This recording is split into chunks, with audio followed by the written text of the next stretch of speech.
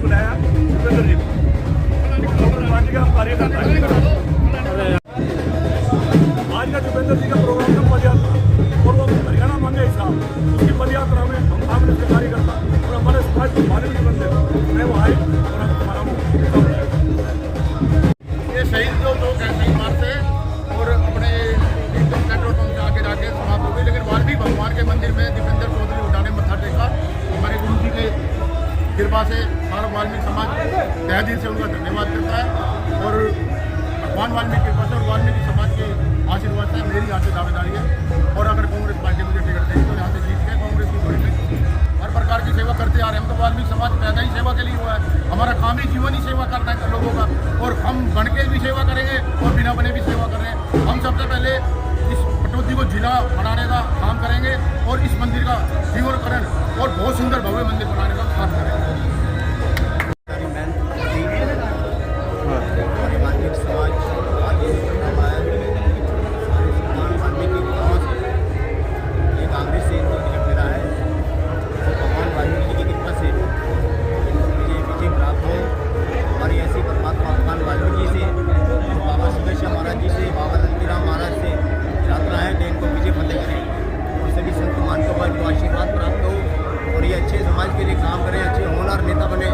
हमारे युवा जो आज लाचार घूम रहे हैं, बेकार घूम रहे हैं, जिनके पास रोजगार नहीं है, काम नहीं है, हमारी माताएं बहनें परेशान हैं, हमारी बच्चियां पढ़ी लिखी इतनी थी ग्रेजुएशन कर घूम रही हैं, जो आज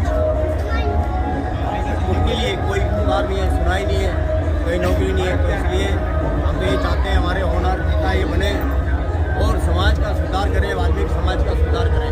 बोलो भगवान वाल्मीकि हरियाणा अपडेट और मैं हरियाणा अपडेट न्यूज शिवचरण जी हमारे संवाददाता की मैं बहुत बहुत इनको शुक्रिया अदा करता हूँ और मैं इनका धन्यवाद अदा करता हूँ जो हमारे बीच में आए और इस कार्यक्रम की जो इन्होंने अपनी न्यूज़ के माध्यम से शोभा बढ़ाई है। और मैं इनसे प्रार्थना करता हूँ भगवान वाल्मीकि से कि बहुत बड़ा इनका नाम हो और बहुत बड़े डायरेक्टर बने। बस मैं तो यही परमात्मा से प्रार्थना करता हूँ। बोल वाल्मीकि भगवान की जय। हमारा ये हरियाणा मांगे हिसाब अभियान चल रहा है कांग्रेस पार्टी का, जैसे कि आपकी जानकारी में है, और इसमें इस माध्यम से 1 महीने पहले अभियान शुरू हुआ हमारा, और उस 1 महीने पहले जब अभियान शुरू हुआ तो 15 सवाल हमने भारतीय जनता पार्टी से पूछे थे। 15 सवाल इनकी सरकार से पूछे थे, लेकिन आज तक इन 15 में से एक भी सवाल का जवाब बीजेपी सरकार ने नहीं दिया। बल्कि आपने देखा है इनके नेताओं की भाषा रही कि हम हिसाब क्यों दें, हम तो हिसाब लेने वाले हैं। 10 साल के बाद भी इस तरह के अहंकार की भाषा बीजेपी बोल रही है। बड़े सिंपल से सवाल है कि मोदी सरकार के अनुसार फरवरी 2024 के प्रकाशित मोदी सरकार द्वारा प्रकाशित आंकड़ों के अनुसार हरियाणा में 29 राज्यों में सबसे ज्यादा बेरोजगारी क्यों है? मोदी सरकार के गृह मंत्रालय द्वारा एनसीआरबी के प्रकाशित अप्रैल 2024 में आंकड़ों के अनुसार देश में सबसे ज्यादा क्राइम और अपराध क्राइम रेट हरियाणा में क्यों है? देश में सर्वाधिक बेरोजगारी, जो दैनिक भास्कर अखबार में प्रकाशित आपने रिपोर्ट देखी, उसके अनुसार देश में सबसे ज्यादा महंगाई हरियाणा में क्यों है? आज हरियाणा की जनता को पोर्टलों में क्यों उलझा दिया गया? आईडी पोर्टल, किसी की फैमिली आईडी कट गई, किसी की जो है प्रॉपर्टी आईडी में दिक्कत आ गई, किसी के कार्ड कट गए, किसी की पेंशन कट गई, कागजों में उलझा दिया। तो ये पोर्टल आईडी जब गुजरात में नहीं लागू हुए, दिल्ली में लागू नहीं हुए, तो हरियाणा में क्यों लागू पोर्टल आईडी के माध्यम से लोगों का? और हरियाणा के नौजवान को सीईटी और कच्ची भर्तियों में क्यों उलझाया? एक तरफ पोर्टल्स में, आईडियो में जनता उलझ गई, और सीईटी में और कच्ची भर्तियों में हरियाणा के नौजवान, जिसमें आपने देखा होगा कौशल निगम, बिना रिजर्वेशन बिना पेंशन के कौशल निगम में बिना मेरिट के 1-1.5 लाख के करीब नौजवानों को कौशल निगम में कच्ची भर्ती। अग्निवीर योजना जो फौज की पक्की भर्ती होती थी वो भी खराब हो गई, अब उसमें भी पक्की भर्ती कैंसिल होकर कच्ची भर्ती और अग्निवीर योजना ले आई सरकार। ऐसी समाज के अधिकारों को क्यों छीनने का काम किया गया? गरीब आदमी की सारी स्कीम्स को बंद क्यों किया गया? 100-100 गज के प्लॉट की स्कीम 10 साल तक क्यों बंद रखी? इस सरकार ने। पीने के पानी की टंकी टूटी और जो मुफ्त पानी कनेक्शन की जो स्कीम थी वो तो बंद करी दी, लेकिन उसका स्कीम के विपरीत पानी के बिलों के बिल पकड़ा दिए गरीब परिवारों को, जो हमारे समय मुफ्त पानी के कनेक्शन के माध्यम से जो पानी कनेक्शन होते उसके बिल पकड़ा दिए पानी के। इसी प्रकार से जो बाबा साहब के संविधान में जो पक्की नौकरी और पक्की नौकरी में हर वर्ग के आरक्षण का जो अधिकार दिया गया था, आज ये कच्ची नौकरी और 2 लाख सरकारी पद समाप्त करके आपने देखा 5,000 स्कूल भी बंद कर दिए क्योंकि टीचरों की भर्ती नहीं करी इन्होंने। तो ये 2 लाख नौकरी खत्म करने के बाद एससी समाज और ओबीसी समाज दोनों के जो संवैधानिक अधिकार हैं उनसे भी उनको वंचित रखने का काम इस सरकार ने किया। फिर एक सवाल हमारा है कि खेल में नंबर 1 हरियाणा, आज नशे में नंबर 1 हरियाणा क्यों बन गया? और भाजपा काल क्यों बना किसानों का काल? भाजपा का शासन काल क्यों बना किसानों का काल? आपने देखा एमएसपी गारंटी के लिए 750 किसानों की जान लेने वाली सरकार ये साबित हुई है। और विकास की पटरी से पूर्णतः हरियाणा उतर गया। पटौदी के अंदर आप देखिए क्या स्थिति है, मुझे बताने की जरूरत नहीं। आज सड़कों की क्या स्थिति है पटौदी में, पूरे विधानसभा क्षेत्र में आप जाके देख लीजिए। नहर में पानी नहीं, जो अस्पताल हमने बनाया था उसमें डॉक्टर नहीं, तो रेफरल अस्पताल साबित हो गए क्योंकि डॉक्टरी नहीं, सुविधाएं नहीं। स्कूलों में मास्टर नहीं, और सड़कों का क्या हाल है वो भी आपके सामने है। विकास का नया तो कोई परियोजना आई नहीं पटौदी में। जो हमारे समय Indian national defence university Binola गांव में आनी थी वो भी गुजरात में चली गई। आपको पता ही है defence university, Indian national defence university Gujarat में बन गई है गांधीनगर में। आप देखना जरा, आप जो पत्रकार जागरूक साथी हैं आप, हम ये नहीं कह रहे कि वो यहां वाली गई कि उन्होंने, क्योंकि उस सप्ताह तो एक ही थी मगर वे एक वहां बन गई और यहां केवल बाउंड्री वॉल ही बनी। तो हमारा ये कहना है कि भाई हमें ये नहीं कि द्वेष नहीं है गुजरात से, अगर 2 कर दी हो तो वहां भी बना दो, यहां भी बनवाए, लेकिन ये सरकार बताए। लेकिन गुजरात में बन गई गांधीनगर में। आप एक बार ऑनलाइन सर्च कर सकते हैं, 1 मिनट अभी आपको पता चल जाएगा। तो ये तो जो है आपके सामने है। हरियाणा के साथ बड़ा केंद्र सरकार बड़ा अन्याय कर रही है, वो भी हम सवाल पूछ रहे हैं। देश में सबसे कम बजट, 29 प्रदेशों में सबसे कम बजट केंद्र सरकार हरियाणा को दे रही है।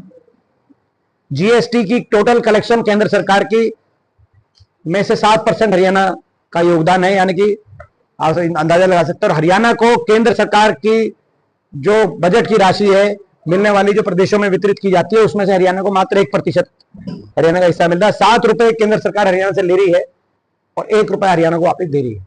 देश में कोई दूसरा उदाहरण नहीं है जहां पे मात्र 15% वापस दिया जा रहा हो किसी देश का।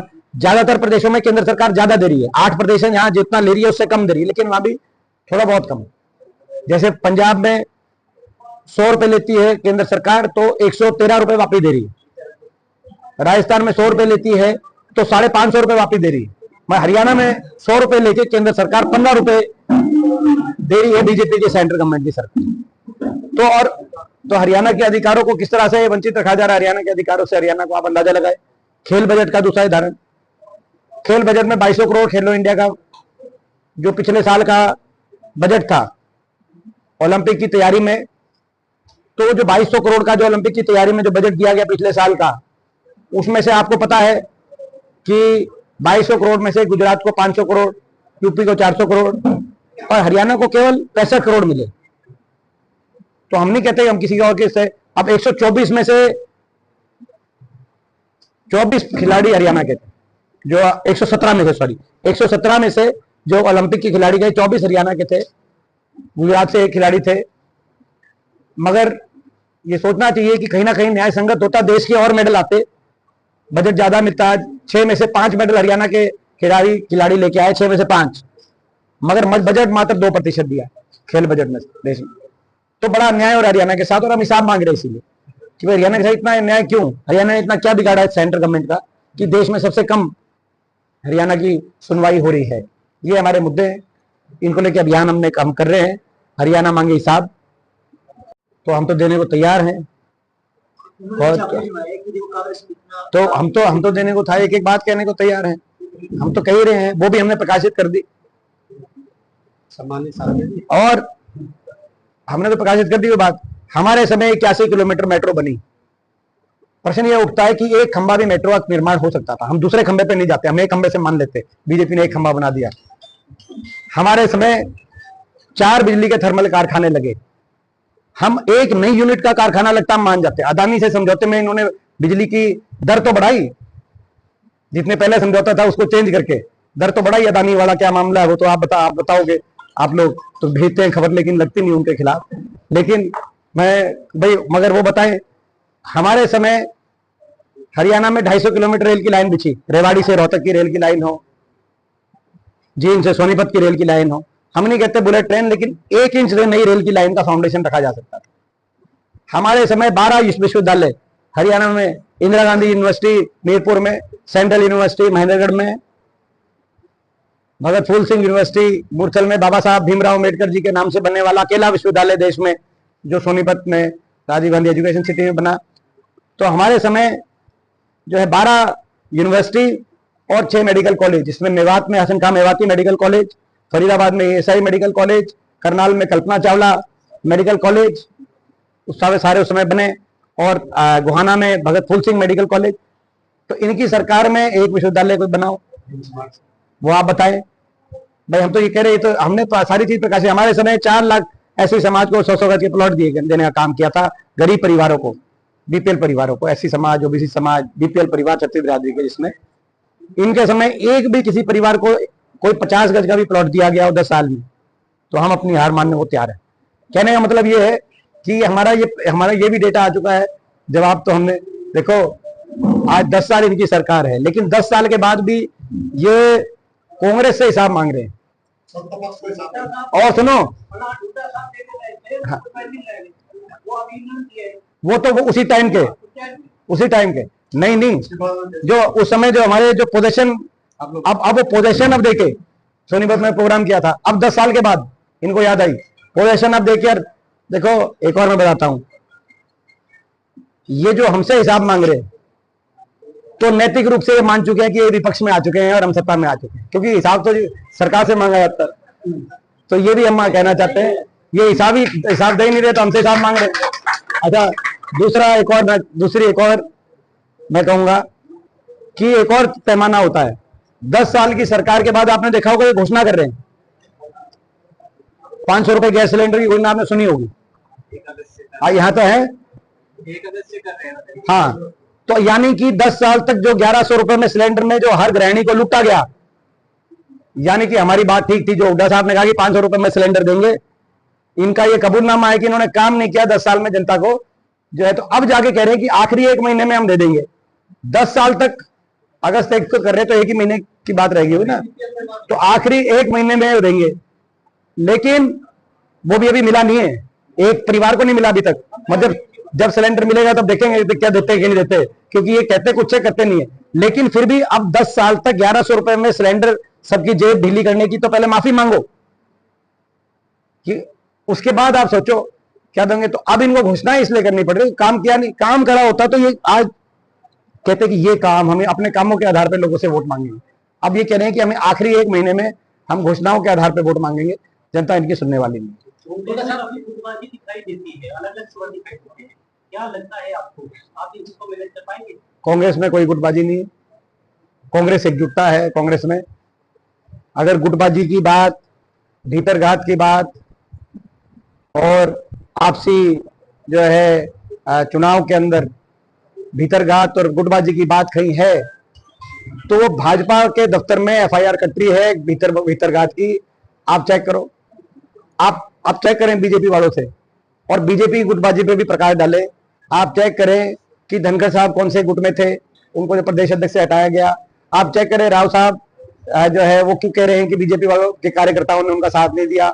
लोकसभा चुनाव में कौन से नेता थे। आप मोहन बडोली जी से चेक करें, वो क्यों कह रहे हैं कि बीजेपी के विधायकों ने लोकसभा चुनाव में मोहन बडोली जी का साथ नहीं दिया। आप चेक करें रंजीत चौटाला जी से, जो कह रहे हैं कप्तान अभिमन्यु ने और अपना रणबीर गंगवा जी ने और कईयों के नाम लिए उन्होंने, जिन्होंने उनका साथ नहीं दिया लोकसभा चुनाव में, वो हार गए। वो अपना जो है उनसे पूछना उनके हार के क्या कारण रहे, स्टेटमेंट दे चुके हैं वो।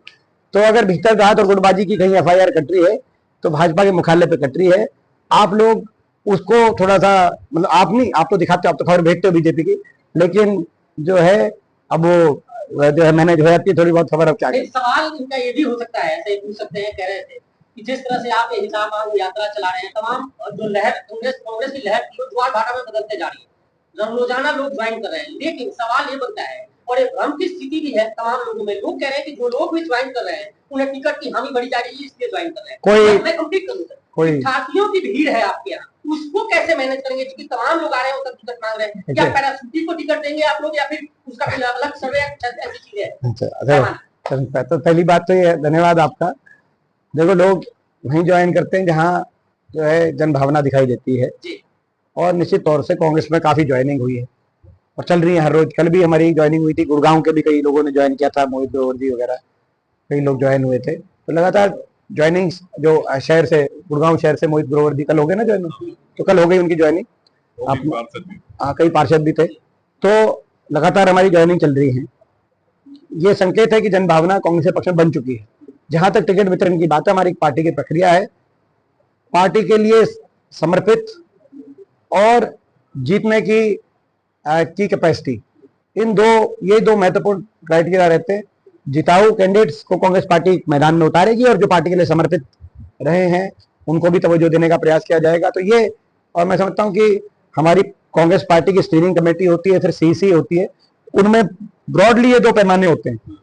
बाकी कई और पैमाने होते हैं, संतुलन कहते, जातीय संतुलन होता है और एज का संतुलन होता है कि भाई कुछ यंगस्टर्स हों, कुछ अनुभव का और यूथ का मिश्रण हो। तो सारी बातें देखते हुए हमारी राष्ट्रीय पार्टी है, प्रक्रिया के अनुसार अपनी तरफ से कांग्रेस अच्छी से अच्छी टिकट वितरण करने का प्रयास करे। लोकसभा चुनाव के अंदर जो आप दोनों में ही आ गए। फार्मूला अपनाया गया था, क्या वो विधानसभा में भी लागू होगा? हाँ, बिल्कुल सही। लोकसभा के हम लोकसभा चुनाव को लेकर कांग्रेस का जो टिकट वितरण रहा उसका अच्छा नतीजा रहा। देश में सर्वाधिक कांग्रेस पार्टी की मत प्रतिशत या इंडिया गठबंधन विपक्ष की मत प्रतिशत भी देश में सबसे ज्यादा 47.6% हरियाणा में आया। तमिलनाडु में हमारे मुख्यमंत्री हैं स्टालिन जी, वहां पे 45% रहा। कर्नाटक में हमारे इंडिया गठबंधन के मुख्यमंत्री कांग्रेस के इसी दर में है जी, वहां या तेलंगाना में या हिमाचल में या उत्तर प्रदेश में बड़ा रिवाइवल हुआ विपक्ष का, लेकिन वहां सब हर प्रदेश से ज्यादा हरियाणा में मिला। तो उसका एक कारण यह भी था कि भाई टिकट वितरण कहीं ना कहीं, देखो परफेक्शन तो कुछ नहीं होती, लेकिन बेहतर रही, अच्छी रही। लोगों को लगभग काफी सीटों पे लोगों ने उसको स्वीकार किया अच्छे से, और विधानसभा में भी यही बात देखी जाएगी, जिताऊ भी और जो मैंने सारे क्राइटेरिया दी।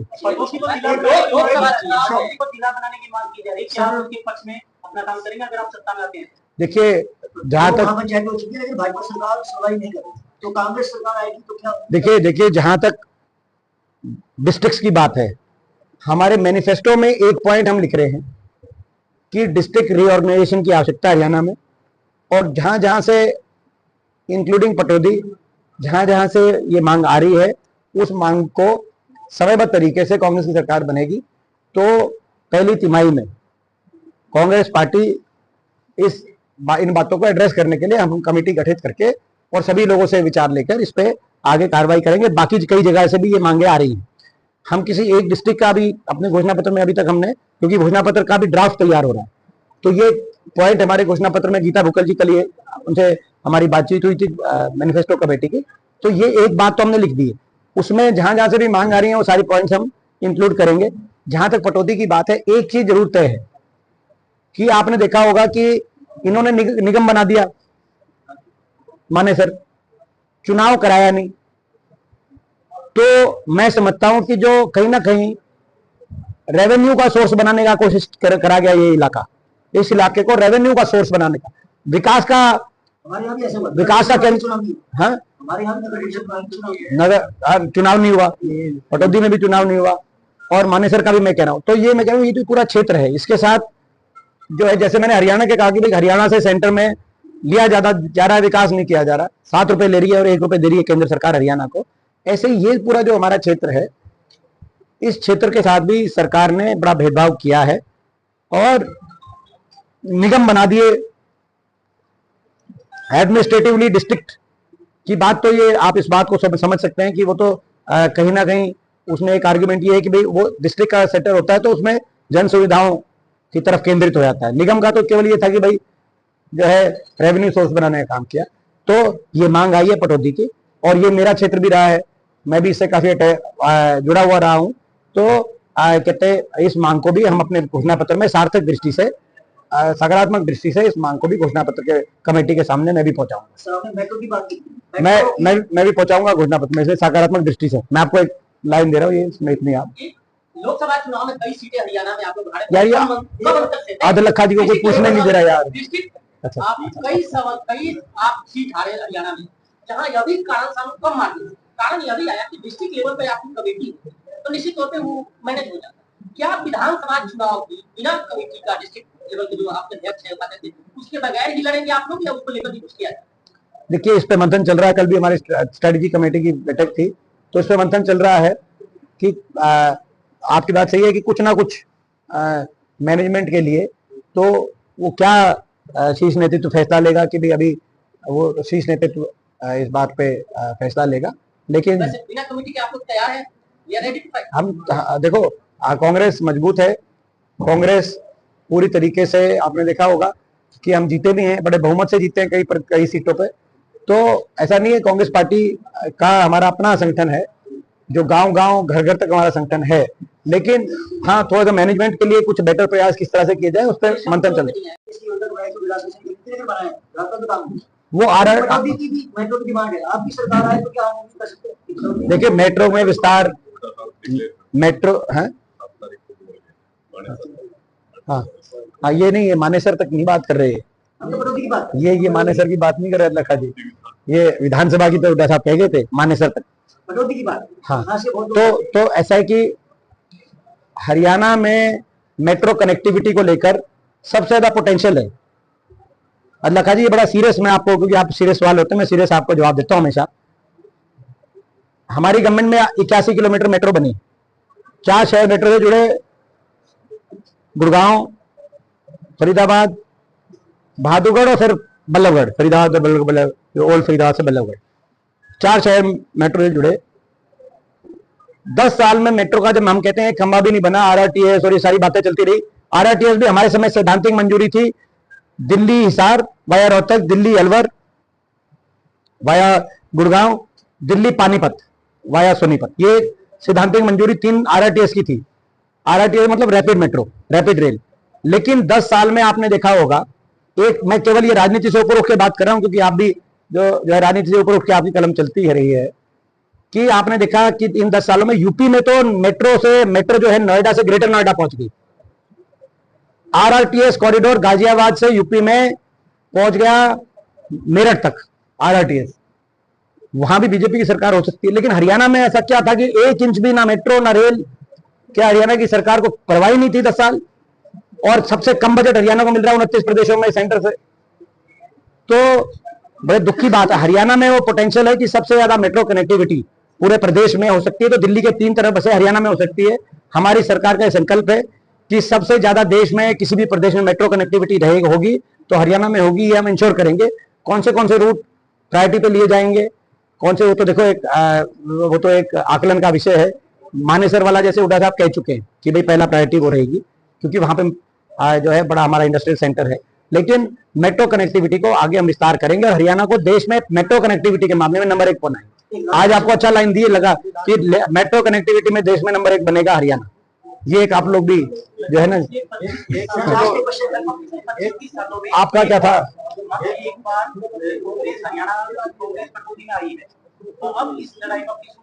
देखिए ये सही बात है, ये सही बात है आपका, ये मगर ये इतिहास की बात है, मगर भविष्य कांग्रेस का पटौदी में हमारा विश्वास है इस बार जीतेंगे। यार ये इसका विधानसभा में क्या उम्मीद कर रहे हैं और कैसा आपको समर्थन दिया जाएगा? बहुत अच्छा मिला, बड़े बहुमत के साथ हुड्डा साहब के नेतृत्व में, उदय भान जी की अध्यक्षता में और सभी लीडर्स के सहयोग से, सभी कार्यकर्ताओं की मेहनत से, जनता के आशीर्वाद से, प्रचंड बहुमत से कांग्रेस पार्टी हरियाणा में सरकार बनाएगी, ऐसा मेरा विश्वास है। और जितना लोग उम्मीद कर रहे हैं उससे ज्यादा बहुमत, क्योंकि भाजपा का 10 साल में कुछ बताने लायक ही नहीं किया इन्होंने। नहीं तो घोषणा नहीं करनी पड़ती। अब ये हमारी घोषणाएं चुरा चुरा के 500 रुपए सिलेंडर, जो जिन घोषणाओं में खुद का कबूलनामा है कि इन्होंने जनता की जेब पे डाका मारा 10 साल। 10 साल। अच्छा, और सुनो, जब हम पटौदी में कोई काम हो, आप बताओ, हमारे काम पूछ लो। आप बताओ पटौदी में कोई काम। आप जो शिकायत कर रहे थे अपना शिकायत भी रख लो। सर कह रहे हैं ना सारा काम करो। अभी जब हम सबके सामने जो शिकायत कर रहे हैं वो शिकायत तो कर लो।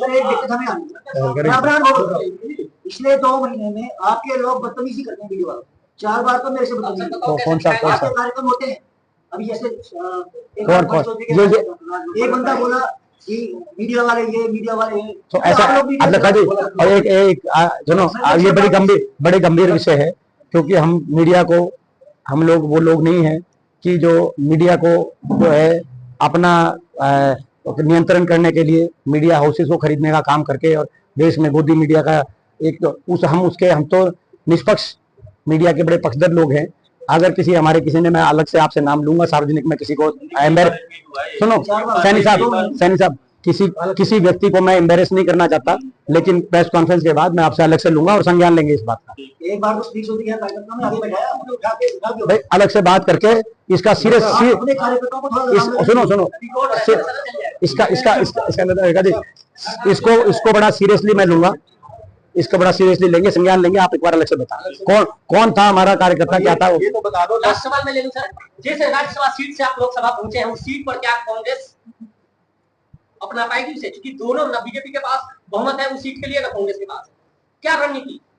देखिए, संख्या बल तो हमारी कांग्रेस की कमी है, इसमें हमें हम कोई इसको स्वीकार करने में कोई परहेज नहीं है, क्योंकि हमारा ये सत्य है। आज 28 हमारे एमएलए हैं, क्योंकि वरुण जी भी संसद में पहुंच गए, तो और 3 हमारे इंडिपेंडेंट एमएलए का हमारा समर्थन है। तो देखते हैं क्या परिस्थितियां बनती हैं। संख्या अवश्य भाजपा के पास संख्या तो ज्यादा है, लेकिन मेजोरिटी में बीजेपी भी नहीं है प्रदेश में। तो अल्पमत की सरकार चला रहे हैं, लेकिन हमसे ज्यादा संख्या बल है विधानसभा में। इसमें भी कोई जो है असत्य बात नहीं है। तो क्या स्थिति बनेगी, क्या परिस्थिति?